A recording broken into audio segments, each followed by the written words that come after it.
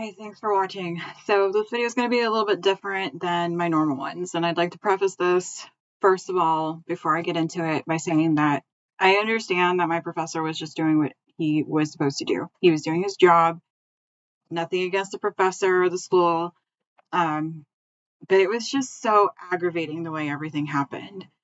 I'm highly offended, and I actually have this opossum as a playmat for our Magic the Gathering games.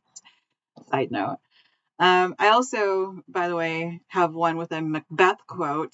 It is, of course, by the pricking of my thumbs, something wicked this way comes. Recently, I was accused of utilizing AI in a discussion assignment for one of my classes in school. There are times when I write, especially for work or school, that I come across as pretentious in my writing. I have been accused of being a grammar Nazi. I have changed my ways. Anybody who works with me will tell you that it's been a long while since I've corrected anybody in their use of there, and there. And I assumed that that was the reason for the flag. However, my professor said this: typing speed combined with typing accuracy. And this is a true story. I learned to type in the dark. If you've known me for any amount of time, you'll know this story too. In high school, my mom picked me up from school. We were at a red light. When the light turned green, her car stalled out and someone rear-ended us from behind. I swear, my family, we were not meant to have Lancers. The car that we were in was a Dodge Lancer. That was mom's 90s, I think, Dodge Lancer. And in 2009, when I got into the accident, I was in a Mitsubishi Lancer, but that's neither here nor there. We ended up going to a chiropractor and whatnot, and with the settlement money, I'm fairly certain that my mother imagined a shopping day for clothes and shoes with her daughter. But unfortunately for her, I wasn't that girl, and I asked for a computer, a PC. And this is in the late 90s. I'm fairly certain it was 1998, 90, 97, 98, 99. No, I guess it would have been 98 or 99. And back then, it was still the wild, wild west of the internet. And let me tell you, Sonny, there was no better time to have access to the internet. I'm talking internet yellow pages, AOL dial-up, and chat rooms. Between AOL and Yahoo chat rooms, whew, buddy, there were so many people to meet. I initially started posting my poetry on the Starlight Cafe. It's gone now, but I believe that there's a tribute website for people who used to be part of the Starlight Cafe. I'm not part of that website, but I ran across it when I was looking for the picture, the logo of the Starlight Cafe. Subsequently, I moved to All Poetry, but All Poetry wouldn't be until I was married with a kid, and that's neither here nor there. So I met other poets. I told stories in chat rooms, and it was so much fun. Did I mention the searches? Never before had I beheld such extensive knowledge at the tip of my fingers. All the time I spent in the library on Callahan reading the things that they didn't teach me in school, like ball lightning and weather phenomena, etc. I could just type into a search bar and voila, the information was there. It was information overload, and it was just so glorious. Oh, the rabbit holes I went down. And anybody who's around my age who got a computer around the same time before the explosion of the internet, you know what I'm talking about. Of course, my parents, being the good, decent, responsible, caring parents that they were, didn't want me to stay up all night online, of course. But my bedtime was still the same after I got the computer, obviously. Ridiculously. Whereas before, my all-nighters, which was like staying up until 2 or 3 a.m. and then getting a couple of hours of sleep before I was woken up for school, those were spent under my blankets with a flashlight reading one of Robert Jordan's The Wheel of Time books or something by Dean Koontz. But after I got the computer, my nights were spent with the brightness turned low and a t-shirt or two pushed up against the bottom of my bedroom door. All this to say, I learned to type in the dark. I did take a course in high school. I think it was prior to that, actually, that taught me finger placement, which came in handy, of course, but still, I learned to type in the dark. Another thing that was mentioned by my professor was my reading speed and comprehension. Aside from the fact that my original bachelor's was going to be in English and my goal was to get my master's in library and information science to be a librarian or work at a museum, And aside from the fact that I read incessantly, and I still read incessantly, I have the added benefit of being able to speed read and glean information from the text simultaneously. This is not something that came naturally to me. It took years and years of attempting to do it. It's only been something that I've been able to utilize in the last 5 or so years of my life. It does come in handy with things like, what was that book by Agustina Barrientos, maybe? It was the dystopian one. I didn't like that book. And speed reading came in really handy there. And of course, speed reading comes in handy in my job. I work for an insurance company. I am somewhat of a librarian. Actually, one of my prior supervisors likened our position to librarians, and it kind of stuck, and I've never let it go because it makes me happy. Representatives from the front lines call me when they have questions. I am tasked with locating the information needed to answer their questions in the middle of an enormous amount of information on our policies and procedures pages. This also comes in handy when I help out with the live agent chat, which certainly doesn't hurt my typing speed either. But it also has situations where agents come on the line and they word vomit, and I have to be able to decipher what their question is from all the information that they are giving me at once. The speed reading, it definitely comes in handy in discussions in school classes. Is it supposed to be what the assignment is intended for? Probably not, but it certainly has helped me. I advised my professor that the 2 responses, which were a mere 2 sentences each, were written in a hurry. I did not mention what the hurry was. My husband and 2 of my kids were waiting for me to join them at the kitchen table for a game of Magic the Gathering. But it was the truth. I was in a hurry. So I glanced at the 2 discussion posts and wrote a quick response. I didn't read them really before I picked them. I just made sure that, actually the first one, I didn't make sure that it was somebody who wasn't in my group. I had to go back later and make sure that it was somebody who wasn't in my group so I didn't have to go back and write another response at a later time if it had been. My professor goes on to mention the tone of my responses. He says that they are in standard AI sandwich structure. Positive affirmation. I always aim to be polite in my responses. This is something I had to perfect in my job as I regularly send feedback to representatives, and it has to be informative, polite, but not emotional or judgmental. A summary of what I read to show understanding. I guess, again, this goes back to my speed reading and reading comprehension skills, and a probing philosophical question. To be fair, I only included the question because in the prior week's discussion comments, he told me, your responses to other students should go beyond mere agreement.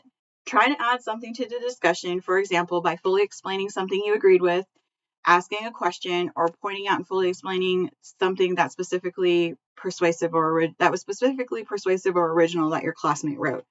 The idea is to demonstrate critical thinking and move the discussion forward, not simply to make a brief statement. I urge you to review my earlier announcement in the course, Tips for Getting the Most Points on the Discussion Board, which discusses the kind of detail that full credit responses should contain. So, he told me to put a question in. And so at the end of my response to the discussion post, I put a question in. And also, if we look at the discussion board tips, which he referred me to, which I did go and look at after he referred me to it, it gives a list of items to check off in verbose form. I'm going to give you the truncated version. What part of the discussion are you responding to? Always begin with a 1-sentence summary of the other person's position. Why are you making a particular claim? Indicate why you agree or disagree. Pose a question. Post in paragraphs. And technically, if we take this at the very basic face value, it's still a sandwich. You know, the bread is beginning with the summary and the end is posing a question, you know, and in between you have the summary, the claim, the reasoning. It's still a sandwich. And okay, I was in a hurry. I posted 2 sentences. And honestly, it hit most of these points. I was looking for a grade. It didn't necessarily have to be a 100 at that point. I am still mother to 4 children, 3 of whom are in the house still. I still have 2 dogs, 2 quote unquote cats, a dwarf hamster, a full-time job. I still help out taking my father-in-law to his appointments. And in fact, I'm the person taking him to his injection appointments for 3 weeks in a row. Anyways, I was in a hurry. I posted 2 sentences. His guidelines were also a sandwich, just more stuff between the bread. Mine was plain. It was a sad bologna sandwich, not even mayo to keep it company, but still, it was a sandwich. And do I see the irony in creating this video in response to an accusation about a 2-sentence discussion post when I didn't even spend this much time on the post? Yes. Yes, I do. Thank you. But let me now explain why it got under my skin so much. Could I see how my response could ping red flags for AI? I mean, not really. And I'll read my responses here in a minute and explain why. But I get it. AI usage is prevalent and insidious right now, especially in school.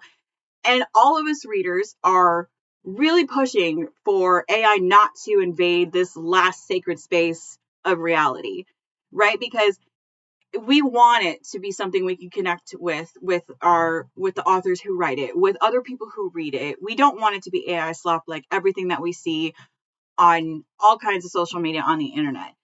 So I get it, but still, I am a little offended. But then I get to this part of his last email. Specific AI linguistic signatures, hedged personal anecdotes, and he's explaining why it looks like my responses were AI. In the second response, she says, time travel is something that, while I know it to be untrue and impossible, has always fascinated me. I've read a number of fiction books about it.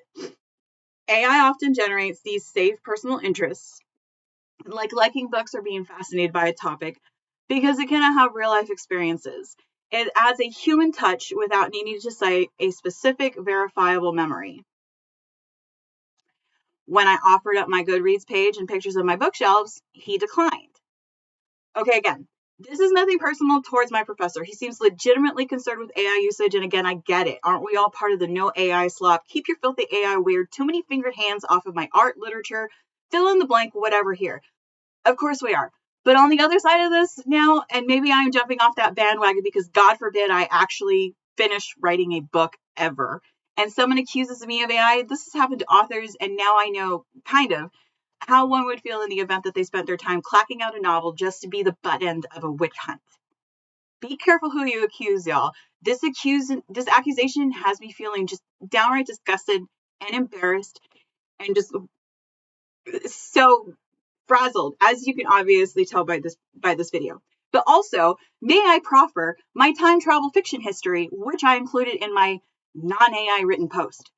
Time Travel by Jill Cooper. Okay, so this one is the one that actually got me first interested in time travel fiction. I like it almost as much as I like magical realism fiction, and it is usually the only sci-fi that can continuously hold my attention. That one I read in 2018. I read Splinter Effect by Andrew Ludington, another crazy, interesting plotline, although, as I said in my review, the book was hot and cold for me. The places I couldn't stop reading were usually the ones where Rabbit, a chronoarchaeologist. I know, right? Don't go changing careers just yet. I think this is the fictional job for now. But the places that held my attention were the places where Rabbit was in the past. But when he was in his own timeline, I kind of felt it a struggle to keep going. I also reviewed that here on my channel. So not only is there evidence on Goodreads by the date that I posted my review, there's also evidence here on this channel where I posted my video review. I read The Gone World in December of 2025. This is by Tom Sweeterschlich, and it's the most recent one I've read, and oh my goodness, what a trip it was. If you haven't read it, I highly recommend it. It was really, really interesting. And it brings into the question a lot of interesting things when you consider time travel. So things I hadn't considered before. Really good. The Book of Doors by Gareth Brown. I read this in December 2023. Technically, it's more dimensional travel, but time travel is a theme and it does fit. I don't think my review on Goodreads mentioned time travel, but if you look at other people's reviews, it does mention time travel. The Sword of the Infinite by Oakham Rowland. This is another trippy one, and again, only tangentially related to time travel as it's more recursion, but it still applies. That one I also posted a review of, but that one was a dual review with the Quantum Revelations by Stuart Heinrich. I read All That We See or Seen by Ken Liu. This was not my favorite book. I kind of wish I had read something else of his first, since so many people seem to love his writing, but it does touch on timelines simulated by memories and the dream experience, so I'm including it here. That one I read in October of 2025. The Otherwhere Post by Emily J. Taylor. This is the most beloved types of fantasy tropes, which is the portal fantasy. And again, it's more traveling outside of time than straight up time travel, but still I feel it applies. And I read that one in February of 2025. The Book of Lost Hours by Haley Gelfuso. One of the more unique time travel themed books I've read, although I feel like I'm saying this about a lot of the books. This is not so trippy as some of the other ones, but it is an interesting ride through time via a library that is kind of like Schrodinger's cat, with a hypothetical library that is somewhat superimposed onto reality and leads the readers of the blank page books to different timelines. This also has a lot to do with the Holocaust and is somewhat, and is what I have to consider, like Nazi alternate timeline fantasy, where authors try to make sense of the tragic past and rewrite it a bit to be not so tragic. That one I read in July of 2025. I also did a video review on it. The Time Machine by H.G. Wells, I feel like I don't really need to explain it. I read that one in December of 2023. A Wrinkle in Time by Madeleine L'Engle. Now, I haven't read this one recently. This is one I read a long time ago, but it definitely applies to this situation with the time travel. I don't have a review of it on Goodreads or on my channel, so I think I might have to reread that book here soon and get that done. Neverworld Wake by Marisha Pessl. Now, this is like a Groundhog's Day type of time travel where the characters keep going back to the day before, but it's tragic and terrifying. It was a really good book. The Paradox Hotel by Rob Hart. Now, it's time travel and the flying vacuum toaster bot thing. And this is one of those books that I got through NetGalley, and I've gotten actually quite a few through NetGalley on time travel. This one I also did a video review on. I Contain Multitudes by Christopher Hawkins. I read this one April 18th, 2025. Again, it's more dimensional sliders type thing, but it does have time travel elements to it, and this is honestly one of the best books I've ever read. The Invisible Hour by Alice Hoffman. Now, Alice Hoffman is one of my favorite magical realism authors. If you've ever read White Horses, you're forever going to think of arias when you think of horses. But one of my favorite magical realism authors wrote a book about time travel. It's a good book. It is a really good book. I highly recommend it. It wasn't my favorite by Alice Hoffman because once we hit that time travel where the character goes back to Hawthorne's time, I kind of lost focus, but it still applies. The Library of Dr. Lang by Douglas Preston and Lincoln Child. So if you've ever read any of the Pendergast novels, you'll appreciate the paranormal aspects of these thrillers. And this one didn't disappoint. We go back to Constance's, who is Pendergast's kind of protege, I guess.